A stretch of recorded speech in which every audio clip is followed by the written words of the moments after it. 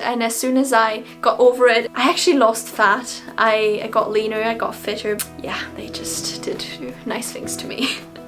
Let's move on. Today I'm sharing 10 nutrition lessons that have completely changed my life. I used to struggle with my weight and my mindset around food, but over time I researched more and more about nutrition and found these 10 things along the way that truly helped me transform my body, my mindset, and just my overall health. And let me tell you, the last one is truly the most important thing to make all of these other points work, so make sure to nail the last one. Let's get right into this video.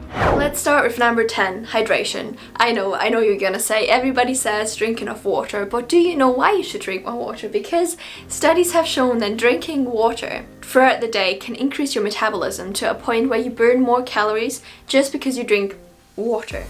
And number 9, carbohydrates aren't the enemy. Against popular belief, carbs will not stop you from losing weight, maintaining weight, or overall health outcomes. Say what?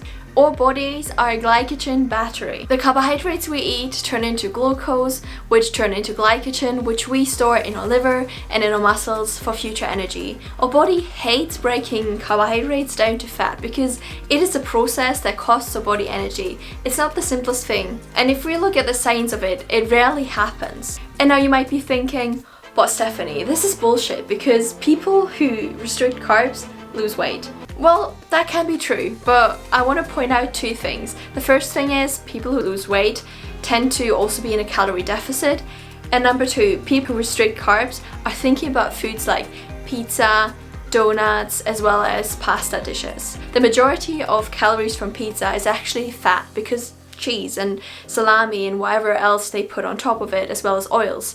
So please don't shy away from foods that are high in carbohydrates, because the most nutrient-dense foods we have come in the form of carbohydrates, such as fruits, such as whole grains, such as beans and legumes, and vegetables. So if you want to make changes in your diet and you want to lose weight or look after your health, step number 1 would be cut out foods where the majority of calories comes from fat and incorporate food where the majority of calories comes from healthy carbohydrates.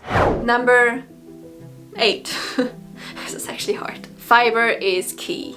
On the off chance that you've seen multiple of my videos and I sound like a broken record, fiber is so important. There is so much new research coming out on how important fiber is for our gut and for our overall health. It is, in my opinion, one nutrient that is not talked about enough. That's probably why I talk about it so much, because the more fiber-rich foods we eat, which are, by the way, all the healthy whole plant foods, the healthier we tend to be, the more weight we tend to lose, and the more energy we feel throughout the day. Of course, if you're just switching your diet around to a more whole food plant-based diet and you start incorporating a lot of fiber, all of a sudden you might feel some digestive issues. That's just because of the transition of your whole inner life, your whole digestive tract, getting used to a different diet. That doesn't mean that fiber-rich foods are unhealthy for you. It just means you need to start incorporating them slowly, because in the long term, the health benefits you can reap from having a diet which is full of good quality fiber definitely outweighs 1 or 2 weeks of digestive issues. And a little disclaimer, I'm not saying you should suffer through digestive issues. If they're persistent and you're worried, it's always a good advice to go to a specialist and see a professional.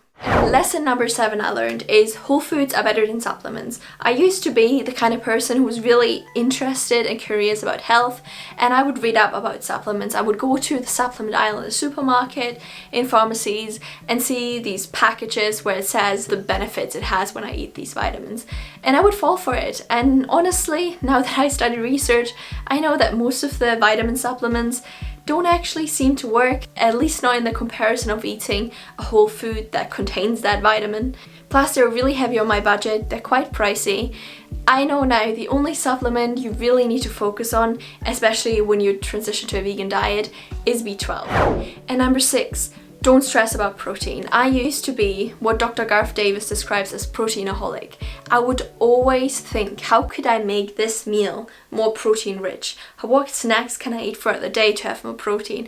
If I have a workout, I need to have protein immediately. All these things that basically were a little bit like an obsession.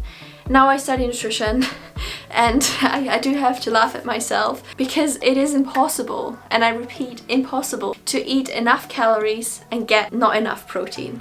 Protein deficiencies simply don't exist. And if you're working out, you do need more protein, but you also burn more calories, so you need more calories. The only life situation where you really have to look more into your protein consumption is when you are trying to lean out while maintaining or gaining muscles. So bodybuilders, for example, who hit the gym hard and cut back on calories so they get like a really lean physique, they would need to focus more on having more protein in each meal, as they don't consume enough calories for their daily expenditure, if that makes sense. But if you're a normal human being who works out the normal way, living a healthy life at a healthy weight, you don't need to obsess with protein. And that was a rant, but I mean it. By the way, if you enjoyed this video so far, please make sure to give it a big thumbs up and subscribe to my channel. It will help me out a lot. Thank you so much. Let's get back into the video. And actually stopped eating as much protein.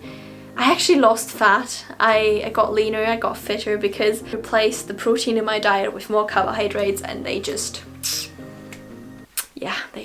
did nice things to me. Let's move on. Okay. And lesson number 5 is limit ultra-processed foods. I'm not going to talk a lot about it. I think it's common sense to all of us at this day and age that ultra-processed foods are not the healthiest. They're highly refined and they have a combination that they are really high in fat while being high in sugar, and these two together in the same meal doesn't really work well, because that is, when we consume it regularly, a kind of a precursor for things like type 2 diabetes. I'm not saying eating ice cream once in a while will hurt you. I'm also not saying that you will get diabetes if you eat these things every single day. There's of course also a factor with genetics and other lifestyle factors that are playing a role. It simply increases your risk. So the more you can reduce it and the more you can incorporate in more healthier foods or more minimalized processed products, the better. And number 4, eat the rainbow. And no, I don't mean Skitlets. That would be funny though. I mean fruits and vegetables. If you're someone who's kind of a picky eater, try to incorporate vegetables and fruits in a way that they're sneaky. And number 3, gut health is super important. There's a big connection when it comes to the mood and the feelings that we have and our gut. I actually read a study that over 95 of serotonin, which are like the happy hormones. How many times did I say happy? The happy hormones actually come from our gut. So it's really worth taking care of. How do we take care of it? Well, it goes back to eating the rainbow. It goes back to making sure you get enough fiber in your diet. Plus, the more you can kind of reduce inflammation causing foods such as meat, eggs and dairy, as well as hydrogenated oils, the more your gut will love you. And lesson number 2 is eating seasonally can be beneficial for your purse as well as for your nutritional content of the fruits and vegetables. But I also have to say, I live in Scotland. Fresh fruit like bananas and mangoes is not really something we do have, it's like imported. But I am a major fan of frozen veggies and frozen fruit. They're also frozen right after being harvested, meaning their nutritional value is higher than store-bought, at least when we look at the research. And finally, number 1. Without this point, none of the other points actually are important, because you need to find sustainability in your healthy eating for you. And it can look totally different to anyone else. I personally, I'm a person of habit. I love to have set meals, and throughout the weeks I kind of eat the same things.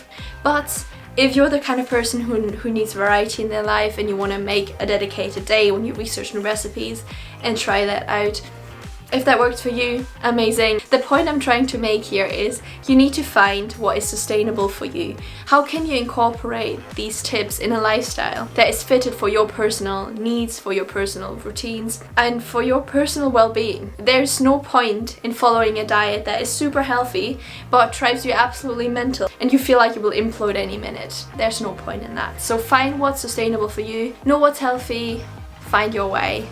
You got this. If you got any value out of this video whatsoever, please make sure to give it a big thumbs up and subscribe to my channel. I'm dedicated to share information and foods with you that can help you live a happier, healthier life powered by evidence-based nutrition.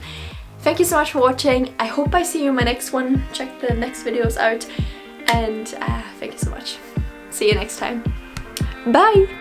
7 hours driving on the highway.